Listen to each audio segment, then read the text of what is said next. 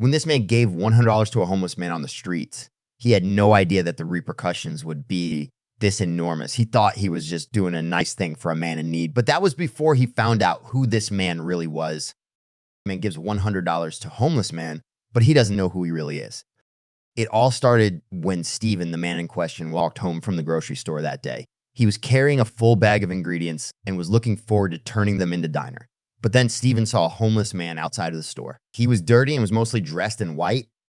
Normally, he would just walk past these people. And when you live in a big city like he did, you are bound to pass by a couple of homeless people every day. But there was something about this fellow that piqued his interest, something that made him stand out from the rest. It didn't help that he saw this man repeatedly over the last 2 weeks. It was like the bum was following him around. Steven must have already seen him over 20 times. And when it came to doing groceries, he could always count on the homeless man to be standing there watching him.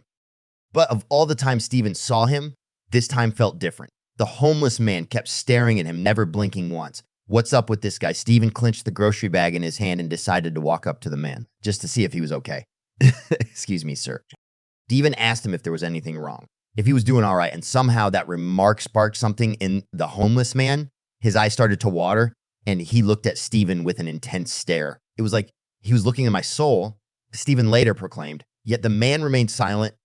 He even found the silent treatment odd, but he was in a good mood and wanted to help the poor fellow out. The man was standing with a pleading sign. So after searching the contents of his wallet, as Steven obliged, there was only $100 in there, but Steven gave it anyway. Spend it wisely, he said. And after that, Steven picked up his groceries and walked over to his car. Like, he had just done a nice thing for a man in need, and he felt pretty good about it. After he drove home smiling and thinking that he would probably never see that man up close again, but he couldn't be more wrong. But he didn't count on the huge surprise that was coming his way. It arrived just 2 days later. Steven was just making dinner when the doorbell rang. Steven didn't really have friends, and his neighbors did not contact him. So he wondered who it could be. He looked through the people in the door. Looking through the hole, he saw a man in an orange uniform. Steven's face parted from the door as he closed his eyes and smiled. It was just the mailman, but his regained calm demeanor would soon be thrown off balance because what the mailman held in his hands was completely shocking.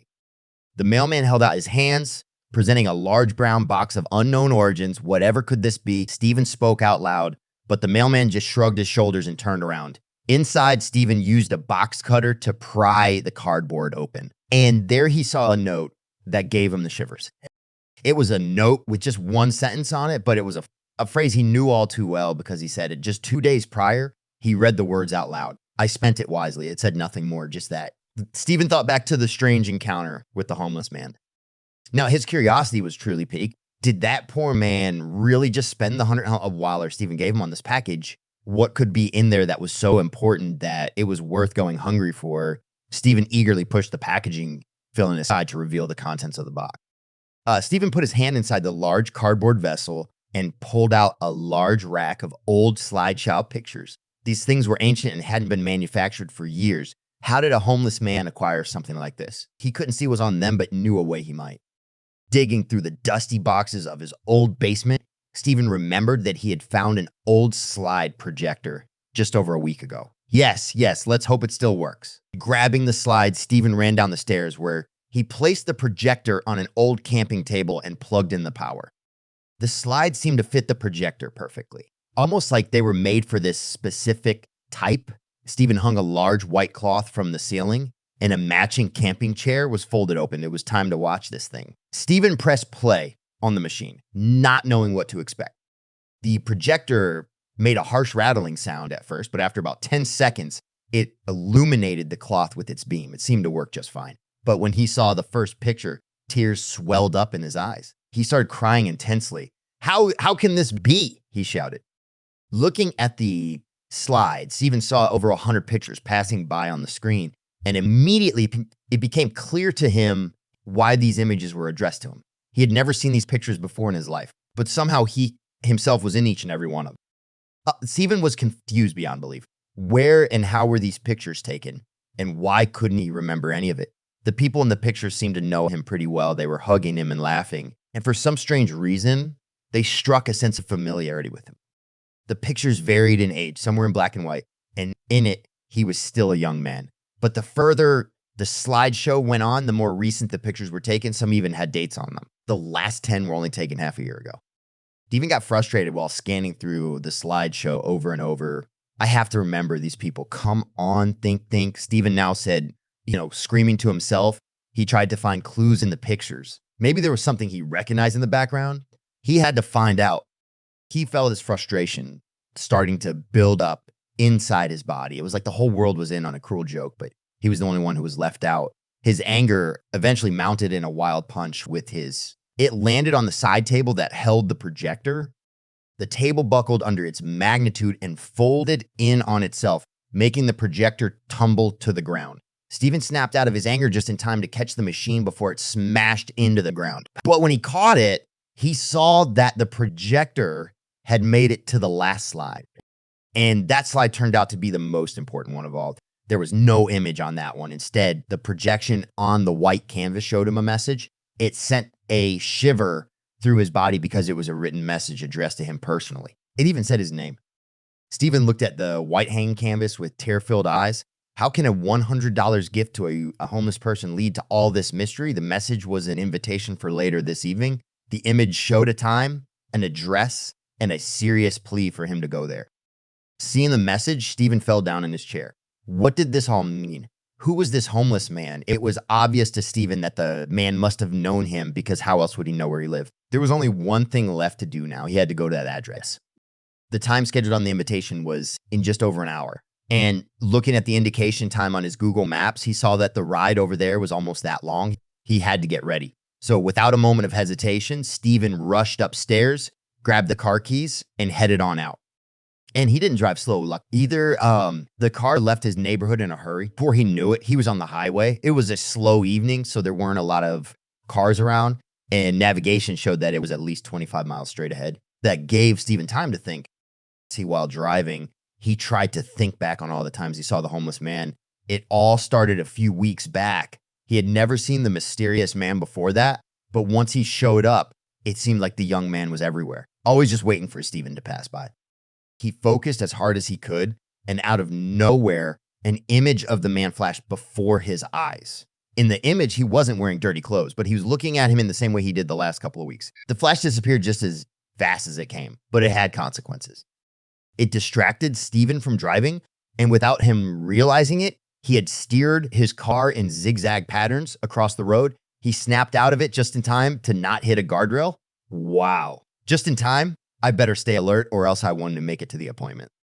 After regaining focus, Stephen managed to arrive at the predetermined location. It was an old part of town where the streets were still filled with cobblestones. And at the end of that street stood an old-looking tavern. This is the address, all right? I wonder what is waiting inside, Stephen spoke. The evening had now fully settled, and it made the scenery even more mysterious. Stephen walked up to the tavern and used the shimmer of the streetlights to see what was going on inside visibly. He peeked through the window and saw that there were many people inside of the tavern. It was time to face the music. Stephen took a final big breath and opened the front door of the establishment. What happened next was strange beyond belief. Stephen now stood in the doorway of the tavern, and within seconds, the busy tavern became as quiet as a mouse.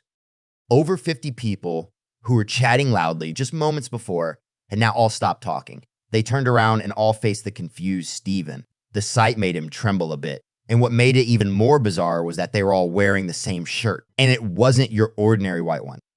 All shirts had his face printed out on the front, and his name was written beneath it in bold letters. It was silent for just a moment after that, because Stephen then broke the silence by screaming loudly, "What the hell is going on around here? Someone please explain this." There was one person in there who could explain everything perfectly and in great detail. You might guess who it is.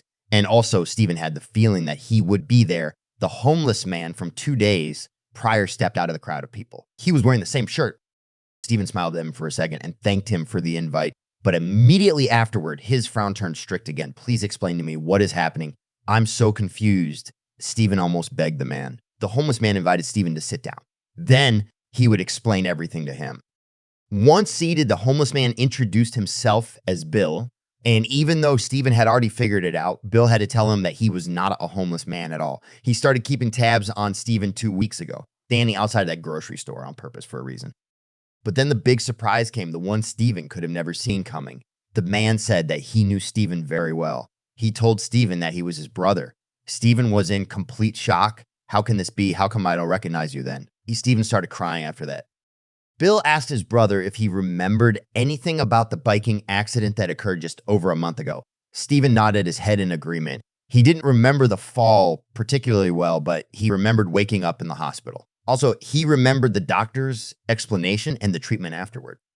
Well, that bike accident did a little bit more than simply bruise your arms and head. You fell on your head pretty hard, and after you woke up in the hospital, it appeared that the fall had damaged the part of your brain linked to memory. You had forgotten all about the people in your life. That included your family and closest friends. That included me. His brother told Stephen afterwards, the doctor advised us that it would be best to keep you at a distance and let the memories resurface slowly on their own. So we kept away and let you live in your bubble for a couple of weeks. But when the memories remained vacant in your mind after those 2 weeks, we had to try a different approach. The doctor said that it was radical and untested, but it was worth a shot. He called it the shock approach, and all of this is part of that weird method, Bill said. Bill said that it started with short moments of recognition. By standing outside the store, Bill was going to be the gateway back to full memory. Once interest was piqued, a huge shock had to follow. To do that, all the people Stephen knew had to confront the injured man all at once to jumpstart the memory. And that my brother is this very moment. Stephen looked at his brother, whom he still did not recognize, in awe. His brother was happy that the homeless man ruse worked, but it would all be for nothing if this moment wouldn't snap his brother out of the memory loss bubble. Well, do you remember my face now? Do you remember any of these people? His brother asked desperately. Stephen shook his head in disappointment, and he could see the eyes of his brother fill up with tears. But then a woman appeared in the crowd, and a jolt of electricity shot through Stephen's body. The woman also wore a t-shirt with his face on it, but her, he recognized instantly, Mom. He said carefully, the jolt after that sight was like a sharp pain in his skull, but it jump-started the confused man instantly. He recognized Bill, his best friend, Susan. He recognized everyone. He couldn't believe it. All the effort everyone, especially his brother, went through to get him to this moment. He jumped up and hugged his brother Bill intensely. Thank you so much for doing this. I will never forget this, Stephen said as he broke down in tears. And that moment in time marked the start of a second chance at life for Stephen. He had regained his consciousness and regained the memory of his friends and family. And after that moment, he appreciated them even more. The family bond grew closer than ever. And Stephen was simply happy